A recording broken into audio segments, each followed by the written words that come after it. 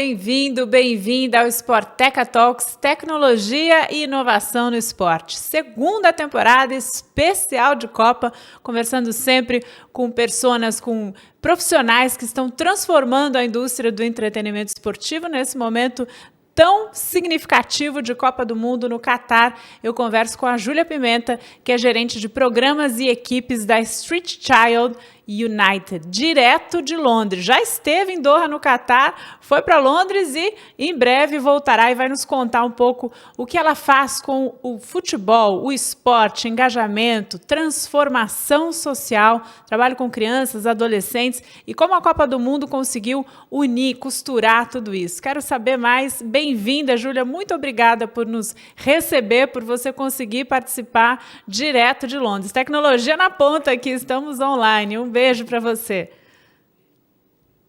Obrigada, Beth. Um prazer estar aqui hoje.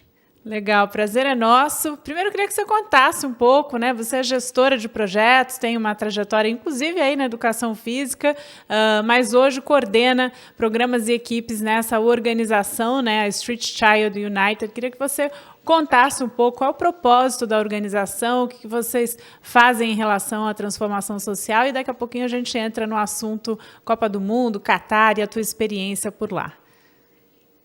Sim. É exatamente isso. O Street Child United é uma organização que se define como uma plataforma para ampliar as vozes das crianças de rua pelo mundo todo. E a gente faz isso por meio de Copa do Mundo, de Copas do Mundo. Então, sempre que tem uma Copa do Mundo de futebol, de cricket ou de Jogos Olímpicos, a gente vai para a cidade sede, que vai receber esse mega evento, e a gente faz também uma Copa. Jogando nos mesmos estádios, com tudo que uma Copa do Mundo tem, só que todos os nossos atletas são crianças de rua, de diversos países do mundo.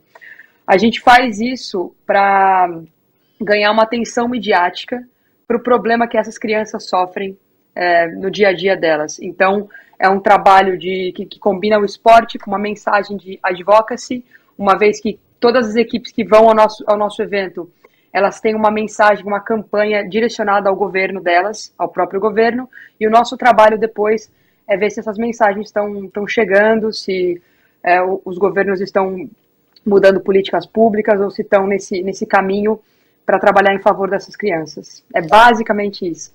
Legal. Bom, é um trabalho complexo e, sem dúvida, muito significativo, né, que promove, de fato, a mudança para essas crianças. Agora, o que eu queria saber em relação à faixa etária, as nações, né, ou seja, os países envolvidos, mais ou menos qual é o universo de público que vocês trabalham e um recorte para essa Copa do Mundo do Catar, como é que vocês fizeram inicialmente essa Copa para as crianças, com todas que representam os países envolvidos ou não, enfim, um pouco desse universo para a gente, Júlia. Sim.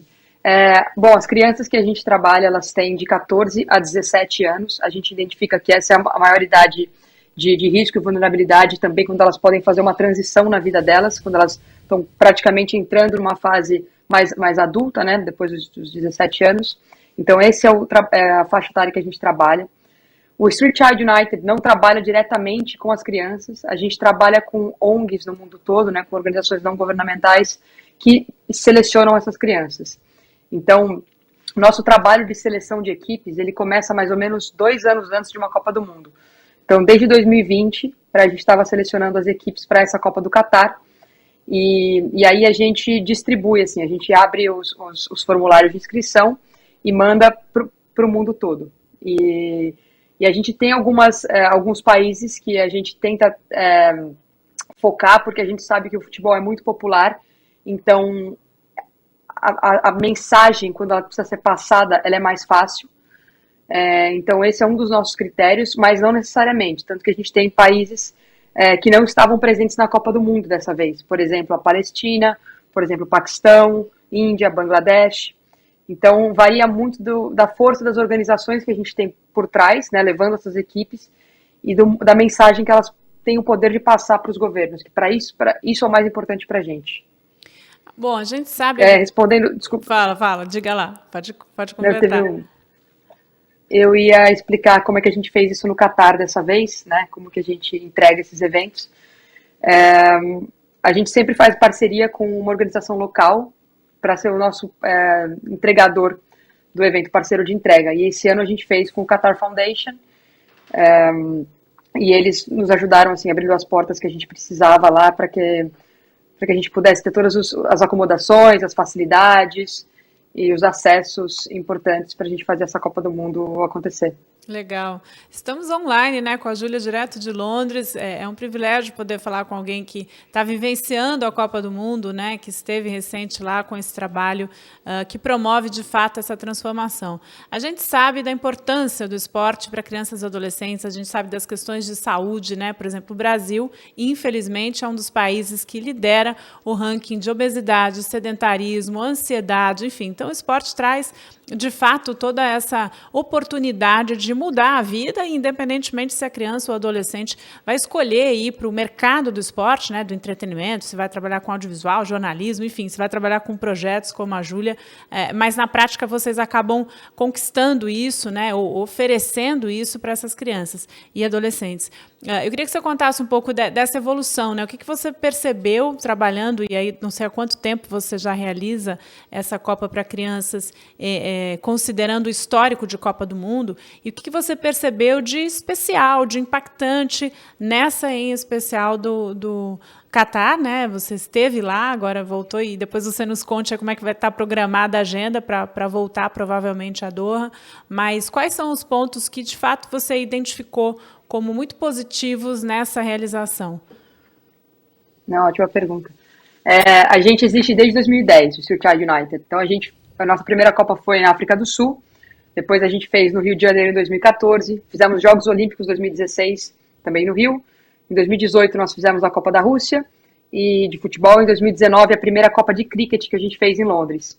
E agora dessa vez a gente está fazendo a Copa de Doha, né? Acabamos de fazer, vamos entregar depois a Copa na Índia em 2023 de Cricket e mais uns Jogos Olímpicos 2024. Esse é a nossa trajetória. A gente define o impacto que a gente gera em 3 níveis diferentes. Ele é o impacto individual, o impacto comunitário e o impacto global. Tem alguns exemplos, assim, para exemplificar um pouco melhor. Quando a gente fez a Copa do Mundo em 2014, por exemplo, a nossa equipe, a equipe que foi do Paquistão para o Brasil jogar, quando eles retornaram para casa, eles tinham 7.000 pessoas esperando eles no aeroporto. Então, assim, eles passaram de invisíveis, né, que são crianças de rua, para heróis nacionais, porque o Paquistão justamente não estava na Copa. Então, aquela Copa virou a Copa para a população do Paquistão. Em 2018, logo após a Copa da Rússia, a gente teve 7 equipes que encontraram diretamente com os presidentes ou primeiros ministros dos seus próprios países, levando uma carta que eles desenvolveram durante a nossa Copa do Mundo. Uma carta de demandas e de direitos que eles já têm, mas que eles não conseguem usufruir. Em 2019, depois da nossa Copa de Cricket, só para te dar um exemplo de comunitário, global e individual, uma das nossas atletas, a Jasmine, ela é uma refugiada de Bangladesh, nascida em Mianmar, que depois buscou asilo no Reino Unido. Ela foi reconhecida pela BBC como uma das 100 mulheres mais influentes do mundo. E hoje a Jasmine lidera projetos sociais em Bangladesh, onde ela entrega equipamentos esportivos para crianças nas mesmas condições dela. Então ela leva containers anuais cheios de equipamentos de doações que ela consegue aqui no Reino Unido para lá. Então, uma Copa do Mundo, essa visibilidade, ela tem esse poder de tornar as pessoas agentes de mudança. E assim a gente consegue fazer um impacto desde do indivíduo até de uma nação. Nessa Copa do Mundo de 2022 que a gente acabou de fazer, a gente está agora começando a colecionar os legados, né? Uma das coisas que a gente já conseguiu foi uma bolsa de estudos para todas as meninas da Palestina que participaram do nosso evento. O Qatar Foundation ofereceu faculdade para todas elas. Então, elas têm agora a oportunidade de sair, né, da Palestina, se elas têm esse interesse, que é uma questão muito sensível, e estudar no Qatar. Juntamente com isso, a gente também conseguiu desenvolver uma máquina que faz absorventes para higiene feminina, para ser entregue em alguns projetos sociais que a gente trabalha. Então, essa máquina, que ela é feita no Nepal, por um dos nossos projetos, vai ser também replicada agora em projetos na Palestina, na Índia e em Bangladesh. A gente também conseguiu fundos para um novo programa dos nossos jovens líderes, que são as crianças que querem continuar depois do nosso evento em campanhas de advocacy para crianças de rua. Então elas podem agora fazer parte desse programa, que a gente providencia desde cursos de inglês até mentoria, até desenvolvimento de habilidades como liderança, comunicação, tudo isso. Então, assim, a Copa acabou de acabar, né, pra gente, a gente entregou em outubro, e a gente já está com um caminho de legados interessantes para serem construídos novamente. Por isso que, inclusive, a gente voltou para o Catar agora. Que maravilha, você foi falando e eu fico pensando quantas oportunidades, né? Um trabalho incansável, sem dúvida, com muitos desafios, né?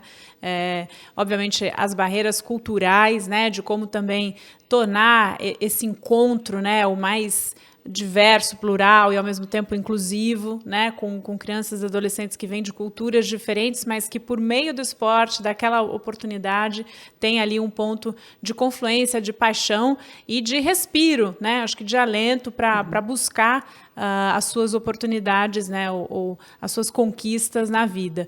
Queria que você contasse um pouco da percepção em relação ao país, né, o que você viveu lá, como é que você também enxergou torcedores, torcedoras, né, a gente fala muito aqui na Sporteca e o nosso recorte é tecnologia e inovação, também sobre engajamento de fãs, experiência do usuário, obviamente são consumidores, né, torcedores e torcedoras, e muito ainda em cima disso do esporte como transformação, como impacto social, como oportunidade, que é exatamente o seu trabalho. Mas esse seu olhar, né, o que você observou em Doha, quais jogos você conseguiu acompanhar e que links você faz olhando para esse público, né, o teu perfil de público que você trabalha hoje, que são essas crianças e adolescentes em situação de vulnerabilidade, em situação de rua, e que tiveram aí mais uma chance, né, de se conectar com toda essa história de Copa do Mundo. Sim. Não, com certeza. A gente, inclusive, levou, né, essa última vez que a gente foi agora ao Catar, a gente levou os nossos jovens líderes, então são 4 crianças que estavam na rua anteriormente para assistir a Copa com a gente. E foi uma experiência bem interessante. A gente foi muito bem recebido no Catar, todas as vezes que a gente foi. E os estádios são, assim, monumentais. Eu acho que, como fã de futebol também, eu apreciei muito isso. Um estádio em particular, que é o 974, que é aquele que foi feito em containers, né? São 974 containers, que depois, esse estádio vai ser doado, ele vai para o Nepal depois da Copa do Mundo também. Ele vai, como um Lego, né? Ele abre, monta o estádio e depois desmonta. E quando você está lá dentro, você vê isso e você fala, nossa, como é que isso aqui foi possível de ser feito? Então, muito legal. O Lusail também, que é o estádio da final da Copa, que vai ser da final da Copa. O Brasil jogou já. É muito bonito, acho que foi o estádio, tem capacidade para 90 mil pessoas, é um estádio gigante e com as luzes, assim, maravilhosas. Eu lembro que toda abertura de jogos que eu fui assistir, eu me emocionei, porque o jogo de luz é muito, muito bonito. Eu tive a oportunidade de assistir alguns jogos, né? Acho que eu fui em 6, 7 jogos lá, em lugares diferentes, né? Assisti desde a arquibancada, categoria 1, fui para 2, 3, até o box do Hospitality. Então eu tive a experiência, assim, em todos os lados do estádio, o que foi muito interessante também. A gente teve uma particularidade, né? Porque os nossos jovens líderes foram convidados pela Sheikha Moza, que é a mãe do Emir, né, do Catar, que é como se fosse o príncipe, para assistir o jogo com eles direto do box real. E eles descrevendo assim a experiência deles, foi uma coisa única na vida e que assim eu queria ser uma mosquinha para poder testemunhar assim como é que foi. Mas assim a experiência de acesso ao estádio, de entrar e sair do estádio muito fácil.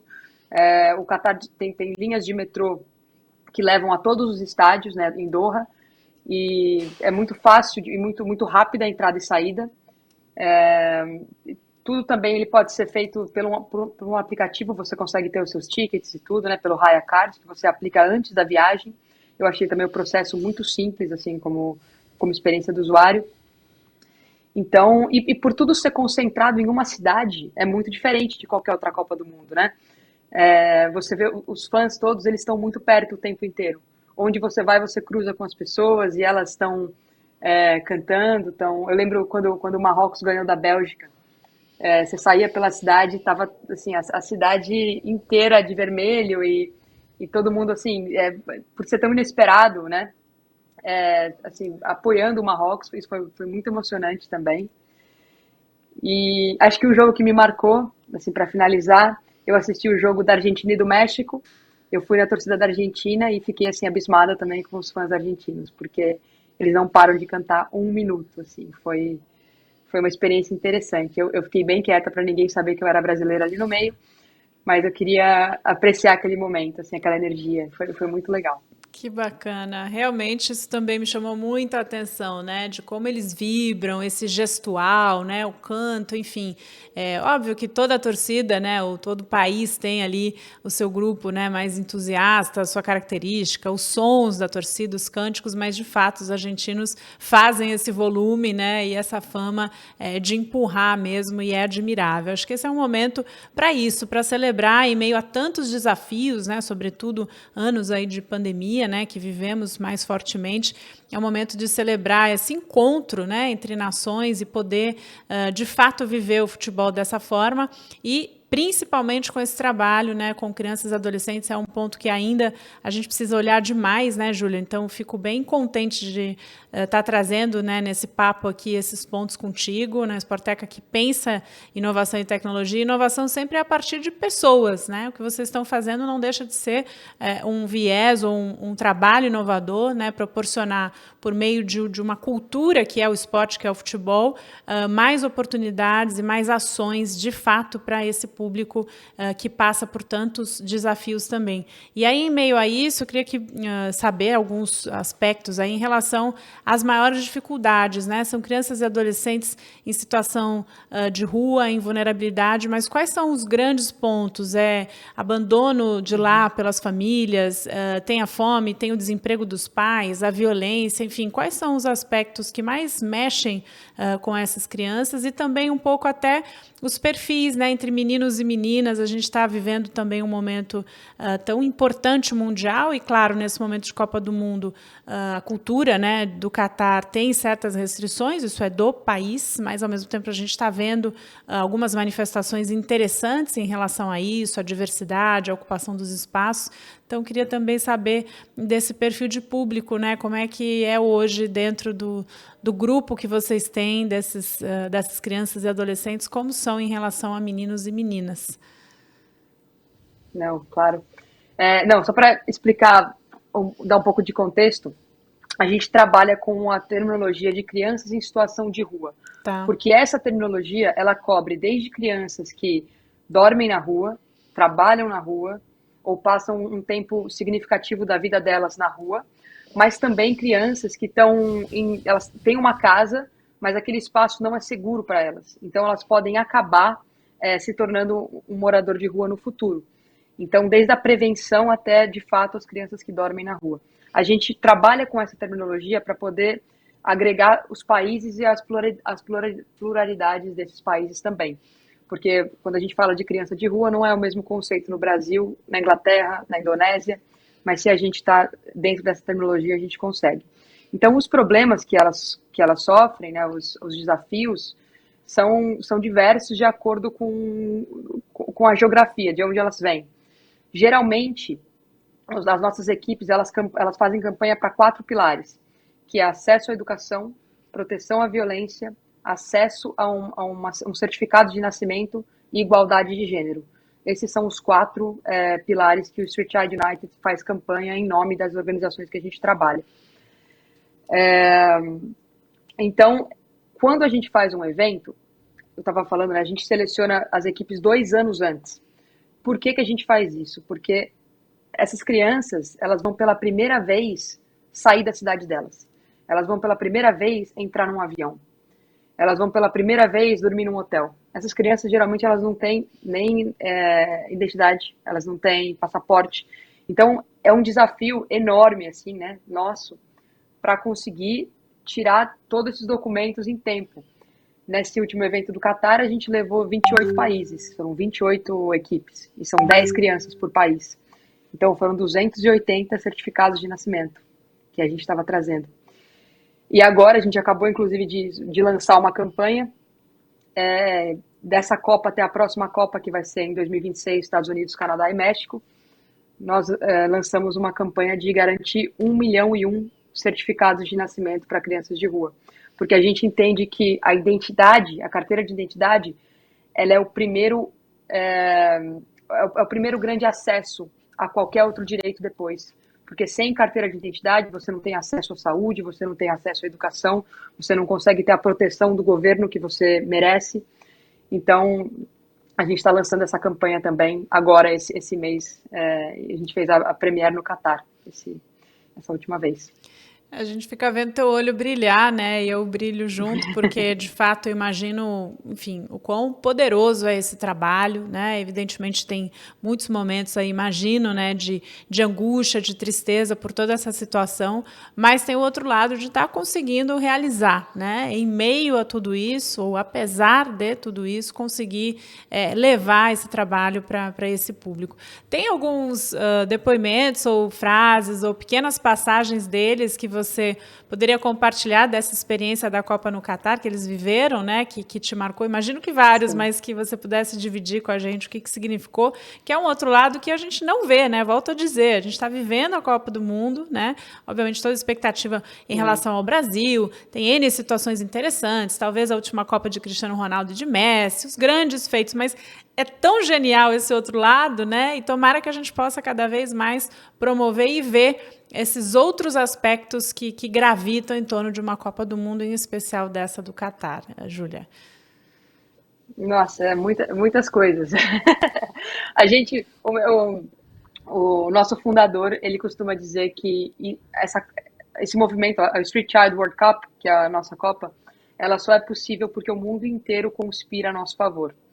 E, de fato, isso acontece para a gente poder entregar um evento. Nós somos uma organização muito pequena, nós somos 5 membros de staff full-time, a gente tem mais 5 part-time, mas quando a gente vai para eventos, a gente vira 300 voluntários, então vira um evento de magnitude muito grande. Mas a gente precisa desse engajamento desde o indivíduo, até de corporações, até de governos, para poder fazer isso possível.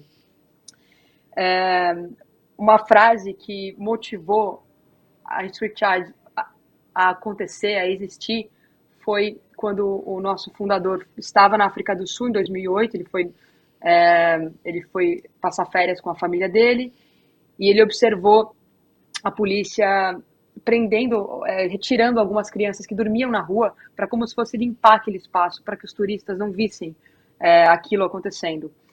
E aí, o John, que é o nosso fundador, ele começou a conversar com uma dessas crianças que jogava futebol, e ela virou para ele e falou assim: quando eu tô na rua, ninguém me vê, eu sou invisível.